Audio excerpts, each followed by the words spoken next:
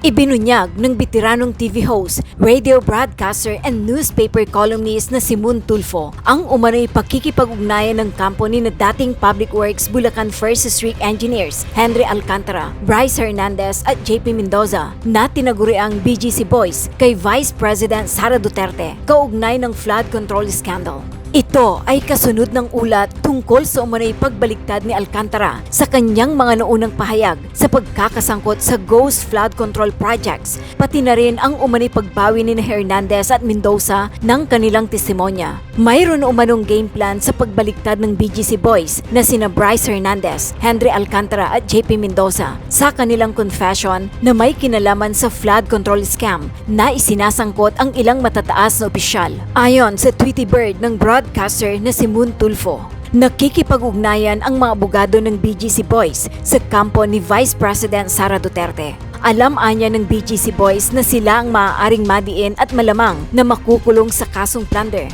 Ngunit bahagi ng plano na mabibigyan sila ng executive clemency kung mananalo si VP Sara sa susunod na eleksyon. Nakikipag-usap ang mga abogado raw ng BGC Boys sa kampo ni Sara Duterte na maaaring ma-impeach next month. Ang pag-asa nila ay ma-acquit si Sara sa Senado, acting as an impeachment court at maging presidente ng bansa sa 2028, ani Tulfo sa isang Facebook post nitong Sabado. Pero kapag nanalo si Sara, bibigyan sila ng executive clemency, pardon, commutation, reprieve, ayon sa game plan. Dagdag pa niya, kailangan din anya ni VP Sara na manatili ang mga kaalyado niyang senador dahil physical vote ang kailangan sa impeachment case sa Senado. Matatandaan na una nang isinangkot ng BGC Boys sina Senador Chizzy Escudero, Joel Villanueva at Jinggoy Estrada.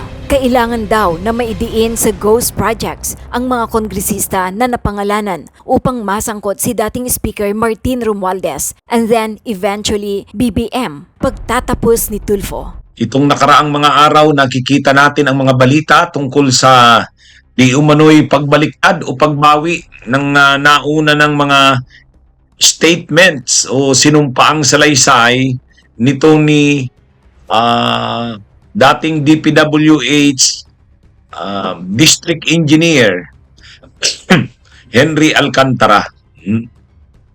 Ito ngayon yung mga laman ng mga balita na ito daw si Henry Alcantara nag-retract, binawi na yung kanyang dating testimonya. Ay may sinumpaang siyang salaysay. Gumawa siya ng sworn affidavit, tapos sumumpa pa siya sa harap ng Senado, sa Kamara, tapos nangako siyang magko-cooperate na. Sa katunayan, nagbalik na nga siya ng mga ninakaw na yaman. Almost, ilan na ba ang naisauli nito? 300 million pesos ang inaasahang dapat niyang isauli. Ang una yata, 110. Sumunod parang 71 kung hindi tayo nagkakamali. Kaya lang ngayon, biglang ang balita ngayon, binabawi na daw yung testimonya nito. Binabawi na yung mga sinabi niya doon, lalo na wala daw siyang alam doon sa payout. Wala daw siyang alam doon sa mga kickback. Yung mga kickbacks. Parang ang sinasabi niya, ang may alam ng lahat ng ito, yung dalawa niyang tauhan, si Bryce Hernandez at si Mendoza. Mga kabunyog, mga kababayan. Kaya hindi maganda tong balita na to eh. Malaking bukol ito sa administrasyon. Ito ang kapag totoo ito, kaya tingnan niyo diyan sa picture, nakaganyan na si nakaganyan si Bong Revilla. Si Joel Villanueva naman, ay salamat. Kaya ito mga kabunyog? Ang taong bayan umaasa, nagugulong na yung mga kaso diyan kila Joel Villanueva, Bong Revilla, at yan ay makakasuhan at maaaresto na. Tapos ngayon, ganyan yung mga balita. Bagamat ang paglilinaw ng tagapagsalita ng DOJ, hindi naman daw, wala pa daw silang official na kopya ng sinasabing retraction o pagbawi. Sabi ng DOJ, Pero nauna na itong binalita ng Bilyonaryo News Channel at pinakita ng Bilyonaryo News Channel yung bagong statement ni Alcantara. Binasa pa nga sa Bilyonaryo News Channel, sinasabi nga talaga na wala daw siyang alam doon sa mga payouts na yon, yung mga bayaran na yon. Anong ibig sabihin nito? May mga galawan na bang nangyayari dito? Parang, ha? May mga galawan na ba? Kinausap na ba itong si Alcantara para palibrehin ang mga senador? Ito naman bang mga senador na ito ay nakiusap na rin sa mga makapangyarihan sa taas nila na ilibre naman sila? Hindi maganda to, mga kabunyog, mga kababayan. Ha? Hindi maganda ito. Anyway, walang kumpirmasyon pa sa parte ng DOJ. Wala pa rin kumpirmasyon dito kay Alcantara kung ano nga ba talaga. Si Senador Ping Lacson ang dapat magano nito, ipatawag niya uli ito. Ha? Ipatawag niya uli. Ano bang nangyayari? Dapat pagbalik ng Senado sa January 24 yata ang balikan, ipatawag ni Senador Ping Lacson itong sila Bryce Hernandez, Alcantara under oath uli para malaman ano ba talaga ang nangyayari. Kasi ang sabi sa balita, nag-retract ito. Binawi ang nito, testimonya. Ayon yan sa Bilyonaryo News Channel. Pinakita rin sa balita yung portion ng mga binawing testimonya ni Alcantara. Kaya lang sabi rin ngayon ng DOJ, hindi naman. Wala daw silang kopya pa niyan. Ano ba talagang totoo? Ang taong bayan ay gustong malaman ang katotohanan. Anong nangyayari? Kaya parang nagkakaroon ng galawan dito. Ito na yung sinasabi ko noon. Sigurado, gagalaw yan sila Villanueva, gagalaw yan sila Jingo, gagalaw sila Revilla, makikipag-usap yan, makikipag-ariglo yan, pipilitin nilang gawin ang lahat na hindi sila makasuhan at makulong.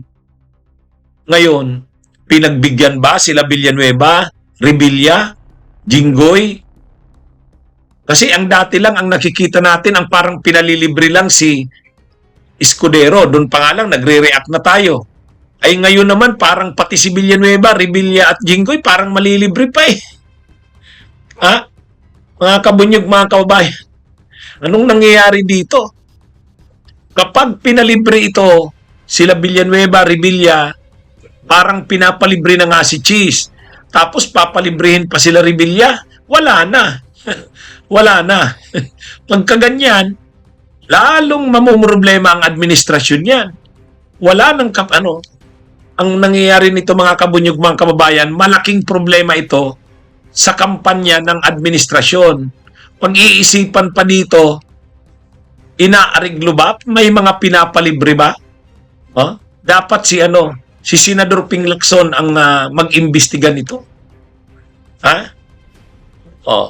Kaya mga kabunyog, mga kababayan, ewan ko anong nangyayari dito. May nangyayari bang galawan? May mga arigluhan bang nangyayari? Ha? Nakakalungkot. Magagalit ang taong bayan nito. Kung sino man ang pumapasok sa mga ganitong arigluhan, parang may mga inaariglo, may mga pinapalibre. Si Chis Escudero pa nga lang, nung nababalita ang pinapalibre, galit na ang tao. Ay kung ganito pang papalibrihin sila Revilla, sila Villanueva, sa pamamagitan ng pagpapabago sa statement ni Alcantara, ay malungkot yan mga kabunyog. Magagalit ang taong bayan dyan. Parang wala nang mapapanagot sa ganyan. Kaya lang, hindi pa natin alam yung buong katotohanan dahil sabi nga ng DOJ, hindi naman daw totoo. Sabi ng DOJ. Sabi naman sa balita ng Bilyonaryo News Channel, totoo yan. Ito yung kopya ng mga binawing statement ni Alcantara. Kaya ang makakaalam talaga dyan, kung makausap mismo si Alcantara, ipatawag uli ng Blue Ribbon. Yung mga magagandang nagawa ng Blue Ribbon, parang nababaliwala eh. Ha? Anyway, mga kabunyog, nakakalungkot itong mga nangyayaring ito. Ang sinasabi kasi ni Alcantara doon sa balita ng Bilyonaryo News Channel, hindi niya raw alam yung mga payouts, yung mga kickbacks na nangyari na yun. ang nakakaalam daw noon yung kanyang mga tauhan. Itong si Bryce Hernandez at si Mendoza.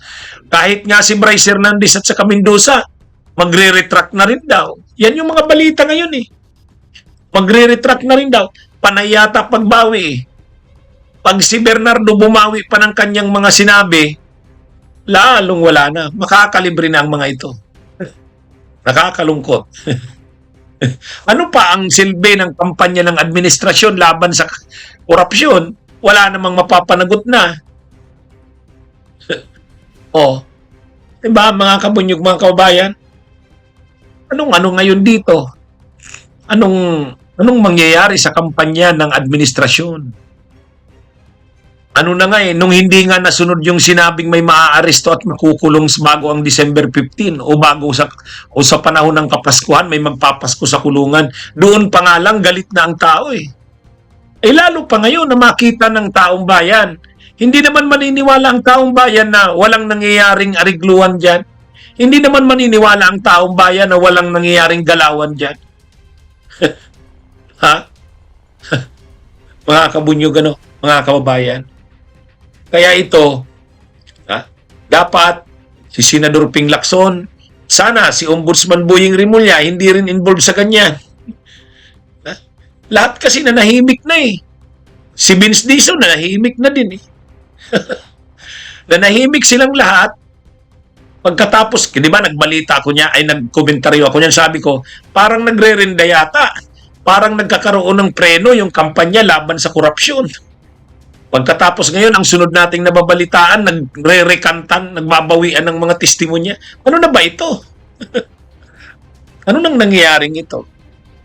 Pagka ganito ang nangyari, ang malaking rally sa EDSA sa February, asahan na yan.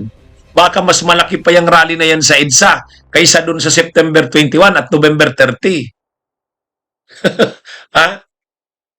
Kung ano man, kung mayroon mang mga galawan ganyan, hindi yan papalampasin ng taong bayan. Magagalit at magagalit ang taong bayan dyan. Sigurado tayo niyan. Ang dami nang binigay ng ang dami nang binigay na pasensya sa administrasyon. Pinaniwalaan na yung administrasyon na magpasensya pa daw ang taong bayan. Tapos ngayon ganitong nangyayari. Hindi na nga nasunod yung sinabing maraming maaaresto, makukulong, magpapasko sa kulungan noong December. Okay, hindi na nga nangyari yon. Di ngayon naman tayo naghintay, ngayong 2026. Tapos ganito yung mga balita sa atin. Pero sabi naman ng DOJ, wala daw, hindi daw totoo yan. O sige, sino nang papaniwalaan ngayon ng taong bayan? Ha? Ha? Mga kabunyog, mga kababayan. Anyway, abangan natin kasi kailangang makumpirma ito.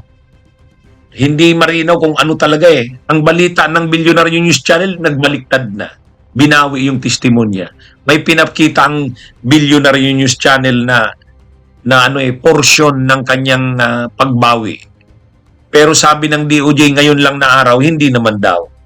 Wala raw ganun. Wala pa raw silang alam sa retraction na yan. Baka wala pa silang alam, pero mayroon talaga na.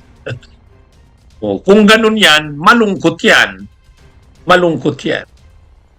Magiging bukol ito sa administrasyon. Hindi maniniwala ang taong bayan kapag nangyari yan, hindi maniniwala ang taong bayan na walang galawan, walang arigluhan na nangyayari. Ha? Nakakalungkot. Magandang araw sa inyong lahat. Mabuhay po tayo. Mag-subscribe at i-click ang notification bell para sa mga susunod na video updates. Maraming salamat po.